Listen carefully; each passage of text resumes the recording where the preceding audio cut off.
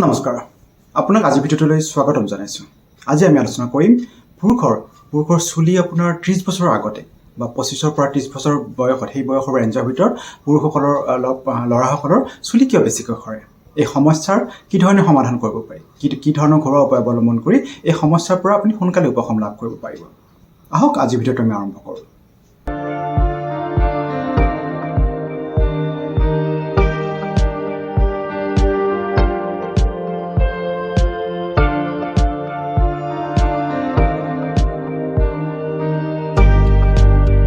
আপোনাৰ দেখা যায় যে পুৰুষসকলৰ চুলি বিশেষকৈ 25ৰ পৰা 30 বছৰ বয়সৰ ভিতৰত বেছিকৈ সৰা যায়, বা কেতিয়াবা দেখা যায় যে 20 বছৰৰ পিছতেই চুলি সৰা পুৰুষসকলে আৰম্ভ কৰে, ল'ৰাসকলৰ যুৱকসকলৰ সেই বয়সতে চুলি সৰা আৰম্ভ কৰে। ইয়াৰ প্ৰধান কাৰণটো হ'ল ষ্ট্ৰেছ, অতিমাত্ৰা চাপ, টেনশ্যন। ল'ৰাসকলে 25 বছৰ বা তাৰ আগতেই কি কৰিব, কেনেকৈ ছেটেল হ'ব বা নিজৰ ভৱিষ্যতক লৈ শংকিত হয় বা চাপ লয়, টেনশ্যন লয়, সেই এটা কাৰণ যাৰ ফলত অতিমাত্ৰা চুলি সৰে।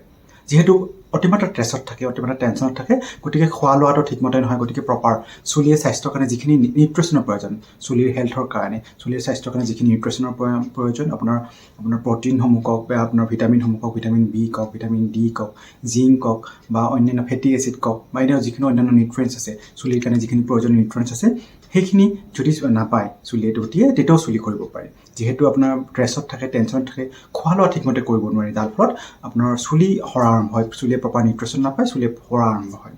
আৰু পুৰুষসকলে সাধাৰণতে দেখা যায় যে যি ধৰণৰ শ্বেম্পুৱে হওক বা হেয়াৰ কেয়াৰ প্ৰডাক্টসমূহ, চুলিত লগোৱা প্ৰডাক্টসমূহ যিকোনো ধৰণৰ ইউজ কৰে, আজি কিবা এটা ইউজ কৰিলে, কালি কিবা এটা ইউজ কৰিলে, বা আপোনাৰ কেমিকেল কম থকা আপোনাৰ যিবোৰ কেমিকেলে চুলি হাৰ্ম কৰিব পাৰে, চুলি ক্ষতি কৰিব পাৰে, সেনেকুৱা বস্তু ব্যৱহাৰ কৰে, বেছি কেয়াৰফুল নহয়, যিকোনো কিবা এটা কিনি আনিলে সেইটো লগালে, গতিকে সেইবোৰ কাৰণত এগৰাকী পুৰুষৰ সাধাৰণতে চুলি সৰা দেখা যায়।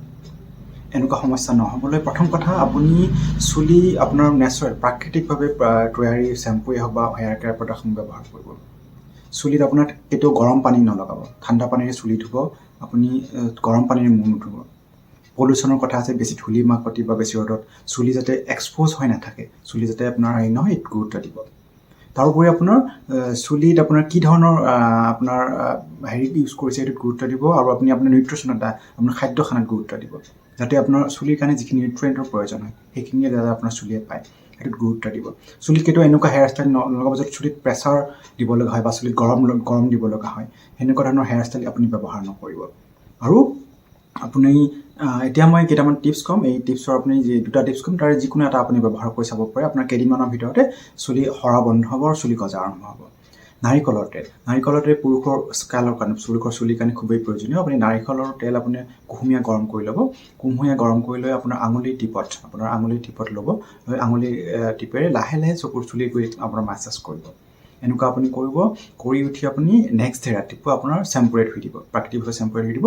সপ্তাহত 2 দিনকৈ কৰক, এমাহৰ ভিতৰত আপুনি পাৰ্থক্য অনুভৱ কৰিব। এমাহৰ ভিতৰত দেখিব আপোনাৰ চুলি গজা আৰম্ভ হৈছে, চুলি সৰা বন্ধ হৈছে।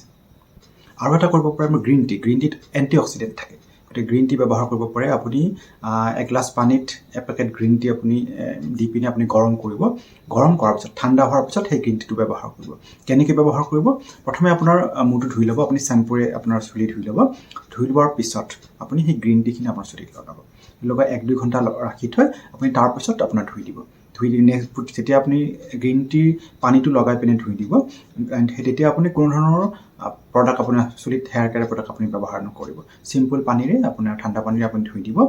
এইটো কৰিলেও আপুনি চাব এমাহৰ ভিতৰত, আপোনাৰ সপ্তাহত 2 দিনমানকৈ কৰক, এমাহৰ ভিতৰত আপোনাৰ চুলি গজা আৰম্ভ হ'ব, সৰা বন্ধ হ'ব। আৰু চুলিত কেতিয়াও আপুনি গৰম নলগাব, পলিউশ্যনৰ পৰা দূৰত থাকিব, অতিমাত্ৰা ষ্ট্ৰেছ নল'ব, এই কথাখিনিত আপুনি গুৰুত্ব দিব, দেখিব আপোনাৰ চুলি সৰা বন্ধ হৈছে। আজিলৈ এইখিনিয়ে। পৰৱৰ্তী পৰ্যায়ত আকৌ এটা বেলেগ বিষয়লৈ আপোনাৰ প্ৰস্তুত হ'ম। ধন্যবাদ, নমস্কাৰ।